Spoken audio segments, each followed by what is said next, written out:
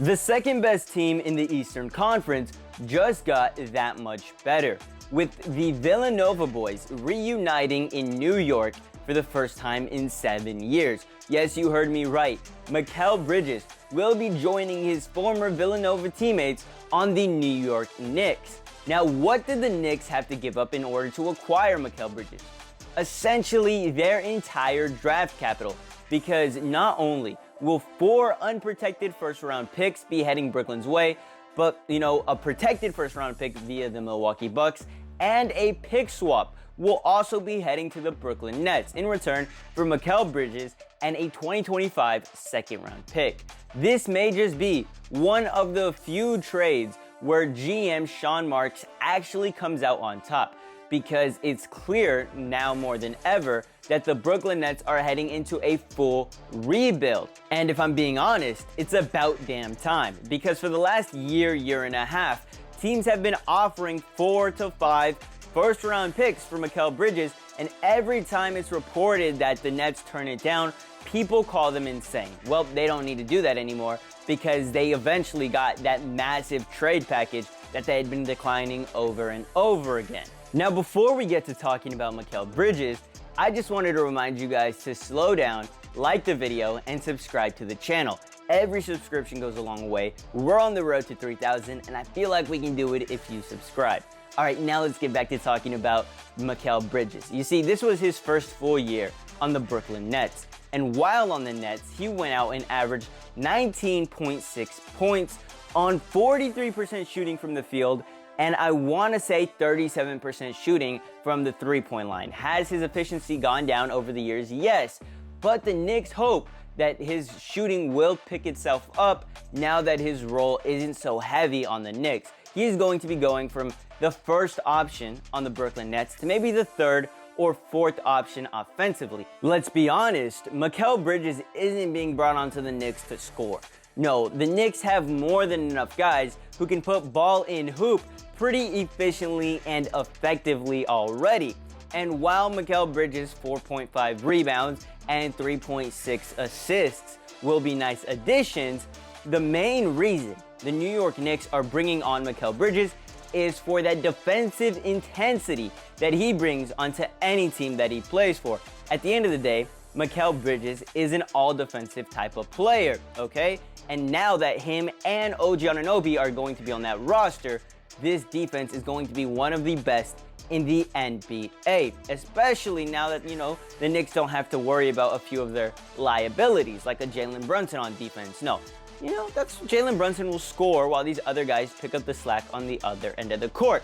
And speaking of OG Anunoby, as of the recording of this video, he has just signed a massive contract with the New York Knicks. It is reportedly worth $212 million over 5 years, with the last year of the deal being a player option and a trade kicker being involved. That means he will be making a little over $40 million a year for the next 4-5 years for the New York Knicks, making him the highest paid player on the roster. And now that that money's out the door, maybe Mitchell Robinson or Isaiah Hartenstein won't be coming back to this team, but that does not mean there won't be enough money for the rest of the bigger names. Mikal Bridges is making a little over $20 million, so his money didn't interfere. Plus, in that deal that happened with Mikal Bridges, Bojan Bogdanovic was also shipped off, so the money was kind of just canceled out. It didn't matter, which is why the New York Knicks were able to offer OG Anunoby such a massive contract. And honestly, they have one of, if not the best starting rosters in the NBA right now. You've got a guy like Jalen Brunson, Julius Randle, OG Anunoby, Mikal Bridges, and whoever the fifth guy they want to throw in there is, right? Obviously, it could be just a random center that they pick up, or maybe it's Josh Hart or DiVincenzo. Who knows? But I will tell you this right now. This New York Knicks roster has not been better since the Patrick Ewing days, if we're being real. And even then, could this team beat the New York Knicks roster who won it all? Maybe, right? This is a team full of superstar role players. They have some of the best role players in the world playing for their team, and honestly, arguably a top 10 talent in Jalen Brunson. He proved that in this playoff run that he is one of the best superstars in the NBA. Jalen Brunson is officially a superstar. I don't know who needed to hear that, but after that playoff run, it's simply impossible to deny or say otherwise. Now, let's not forget how good Mikal Bridges was at the peak of his career.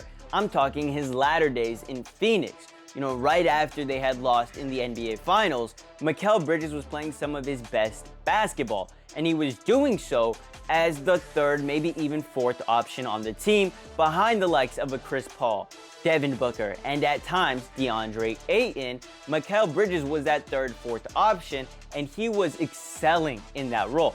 So good that teams believed Mikal Bridges could be the second, maybe even first option on a championship level team. You know, back in 2022, he was averaging 14.2 points per game on really efficient shooting. I'm talking 53% from the field, and he was second in the year in that DPOY running. That's how good Mikal Bridges was. And then of course he goes on to Brooklyn and he's given a bigger role, and he's kind of hurt, you know, doesn't really play the same.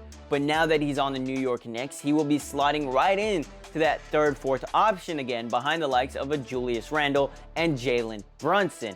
And I think this is what makes it such a good fit for both Mikal Bridges and the New York Knicks, is that now he won't be as heavily relied on. They won't be asking as much from him as the Brooklyn Nets were. And let's be honest, the New York Knicks have a much better roster than the Brooklyn Nets do. If the New York Knicks fail now, is it over for them? Is this championship or bust for the New York Knicks? I believe that, you know, this core, while it is strong and is very young, they might only have 2 or 3 good chances at winning the finals. It is really now or never. And the biggest thing standing in their way is that Boston Celtics team that just won a championship. So the question is this team good enough to dethrone the Boston Celtics? And if I'm being honest, I think there's a real chance they can make something happen here. Now, of course, the New York Knicks did throw away their entire future in return for Mikal Bridges, so they don't really have anything to look forward to draft-wise. I mean, like I said, 25, 27, 29, 31, all those years' draft picks are gone and out the door, and because of the stipend rule, they can't trade any of the picks in between then, other than maybe force them into pick swaps for other deals, so they have really gone all in here. And was it the right move? I believe so. I don't think the New York Knicks could have made a better move this offseason.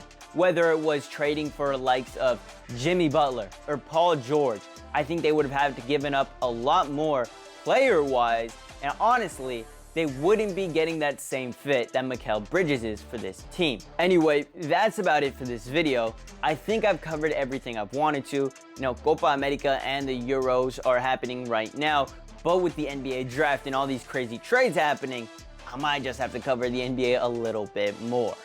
Like I said though, that's about it. Catch y'all later. Much love. Deuces.